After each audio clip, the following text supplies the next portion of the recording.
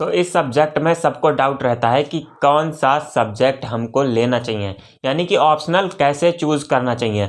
आपके सारे डाउटों का सवाल लेकर, यानी कि सवाल आपके सारे डाउटों का मैं लेकर आ चुका हूँ एक नई वीडियो।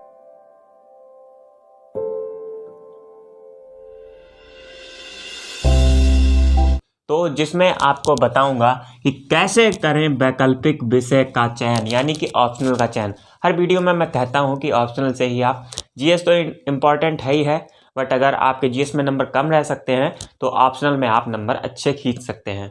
ठीक है, तो हर वीडियो में मैं आपसे ये कही देता हूँ कि ऑप्शनल ही आईएएस बनाता है, बट ऐसा नहीं है कि जीएस वगैरह नहीं। अगर आप प्रीलिम्स ही नहीं निकाल पाएंगे, ऑप्शनल आपका आता है पूरा, तो क्या ही होगा, कुछ नहीं। तो अभी मैं बताता हूं आपको कि कैसे करें वैकल्पिक विषय का चयन। ठीक है, अब बात करते हैं कि जो भी कैंडिडेट्स तैयारी करते हैं, मेरे अकॉर्डिंग मैं मान के चलता हूं कि वो आईएएस की पोस्ट के लिए करते हैं, कुछ आईपीएस के लिए भी करते होंगे। ठीक है, करते ही होंगे आईपीएस के लिए भी। तो अगर कोई आईएएस की तैयारी कर रहा है और वो है जनरल कैटेगरी में, तो उसे 1 से लेकर 90 तक पोस्ट में आना पड़ेगा, यानी कि 1 से लेकर 90 नंबर्स तक आना पड़ेगा। ठीक है, तब वो आईएएस बन पाएगा। यही कोई अगर ओबीसी में है तो 1 से लेके 300 तक, और कोई SC ST में है तो 1 से लेके 400 तक।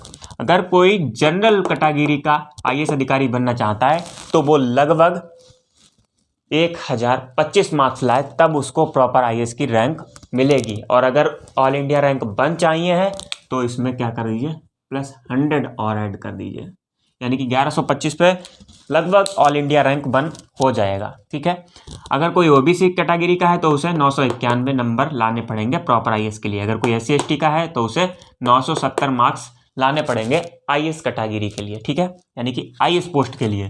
तो ये तो बात हो गई बेसिक सी। अब बात करते हैं, देखो अब ये चीज़ भी देख लीजिए, काफ़ी अच्छे तरीके से समझाऊंगा। अगर एक व्यक्ति काफ़ी इंटेलिजेंट है पढ़ने में, तो मैं मान के चलता हूं कि हाईएस्ट मार्क्स उसके इंटरव्यू में 170।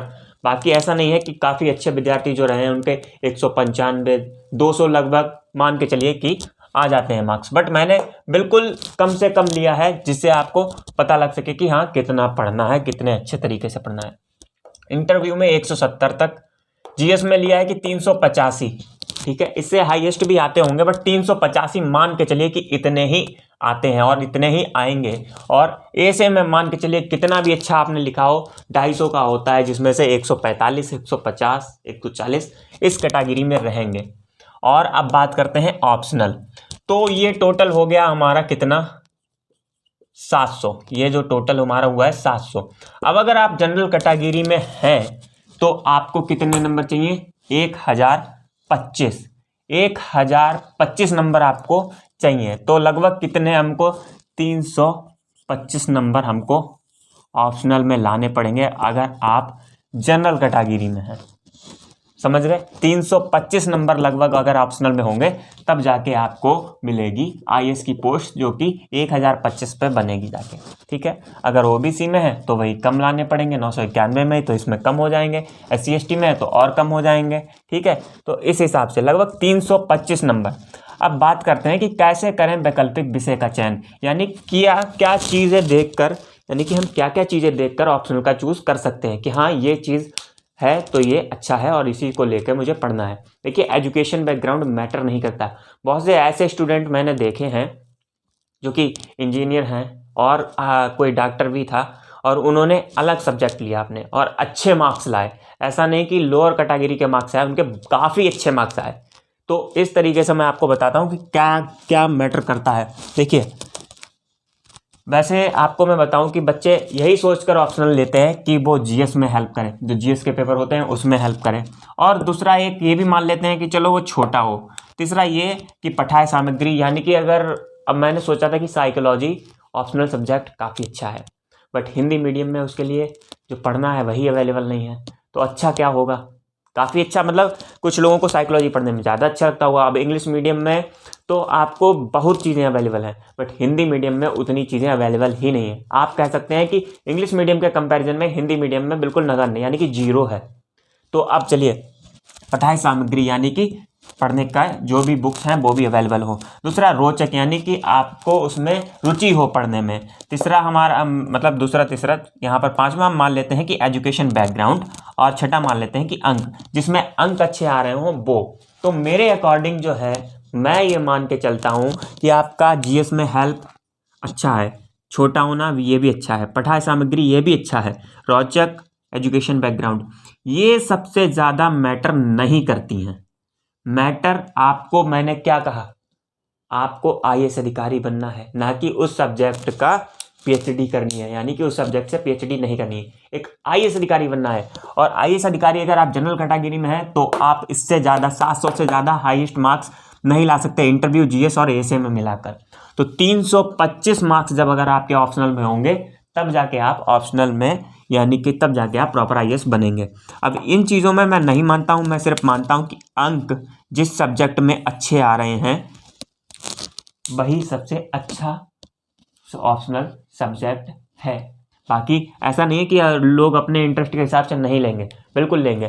किसी को साइकोलॉजी पसंद है, किसी को पीएसआरआई पसंद है, किसी को हिस्ट्री पसंद है, तो वो हिंदी लिटरेचर नहीं पढ़ सकता।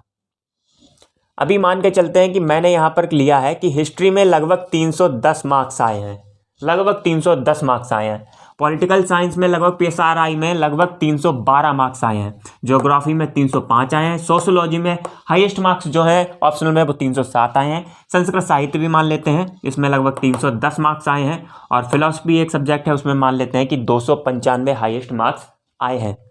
और हिंदी लिटरेचर जो है उसमें 325 प्लस। एक 2018 में एक आईएएस अधिकारी थे, उनके 344 मार्क्स थे हिंदी लिटरेचर में। तो आप समझ गए, यहाँ पर 325 लेना है, इनके 344 थे, तो इन्हें प्रॉपर आईएएस की रैंक मिली थी। आपके डाउट शायद इस वीडियो से क्लियर, मैंने कोशिश यही की है कि पूरी तरीके से क्लियर हो गए हों। अगर फिर भी कोई डाउट बचता है तो भैया कमेंट सेक्शन पूरा खाली है, बिल्कुल आप जो डाउट आपका हो कमेंट करिएगा, मैं उसका रिप्लाई ज़रूर दूंगा, ठीक है।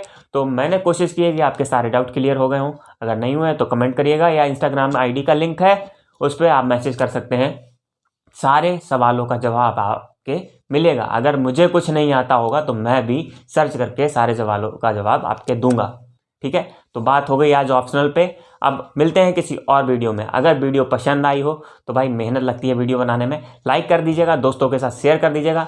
और अगर यूपीएससी की तैयारी कर रहे हैं तो चैनल सब्सक्राइब कर लीजिएगा, क्योंकि सीसेट की तैयारी आपको बहुत जल्द शुरू कर दी जाएगी। तो चलिए मिलते हैं एक और वीडियो में, तब तक के लिए जय हिंद एंड जय भारत।